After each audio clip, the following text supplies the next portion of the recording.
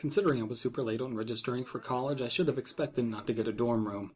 I was relegated to living in an overpriced apartment building instead. I say overpriced despite it being dirt cheap, as it wasn't even worth its price. It was a confidence blow as the place was so brown and poorly lit. The rooms themselves didn't even have built-in lights except in the bathrooms. The first week of school was uneventful and easy. I'd made a few new friends and wanted to hang out on Saturday, but I was having some bad stomach pains and irregular bowel movements, so I stayed in. While cursing the school's cafeteria for giving me food poisoning and watching DVDs of that '70s show, which was the only thing I had on hand besides Cradle to the Grave and Saw 2, I heard a loud cacophony of metal clanging. It was so overwhelming and it jostled me from my Pepto-induced waking coma. I looked outside to see what could have caused this sound.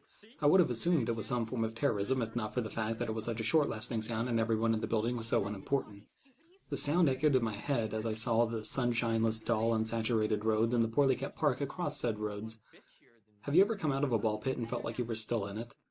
The sound wouldn't leave. The marks of the sound waves were indelibly carved into my ears. It made trying to locate where the sound could have originated from impossible. Somewhere in the middle of the next week, I saw a brochure that was explaining the perks of the apartment complex. It was short and unimpressive. AC, Wi-Fi internet available, indoor pool. I had long since felt better, and the pool was the only thing that piqued my interest. I journeyed to the door to the pool, only to see it was open on Saturday from 10 a.m. to noon. Oh, okay.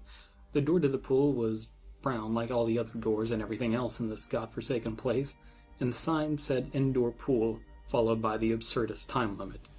I couldn't even get a look at the pool.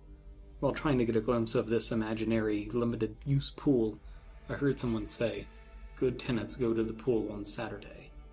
I turned around and said what, but the person attached to the voice just kept walking. I said what a few more times to no avail.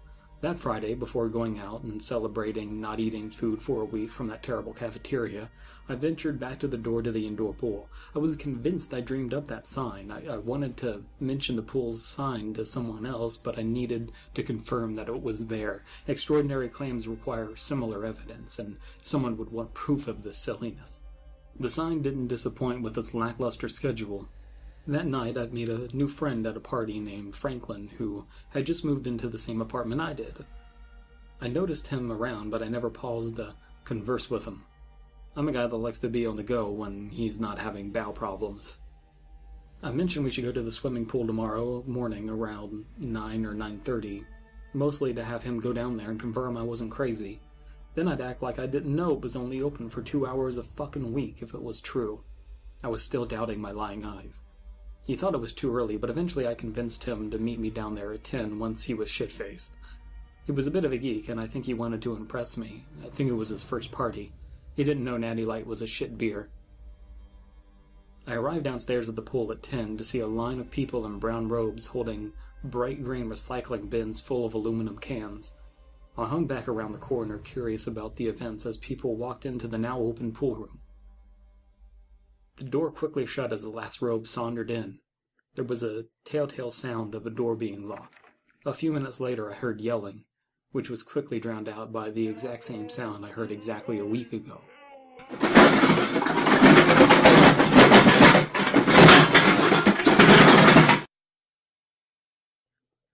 I never saw Franklin again, but allegedly he continued to go to my college.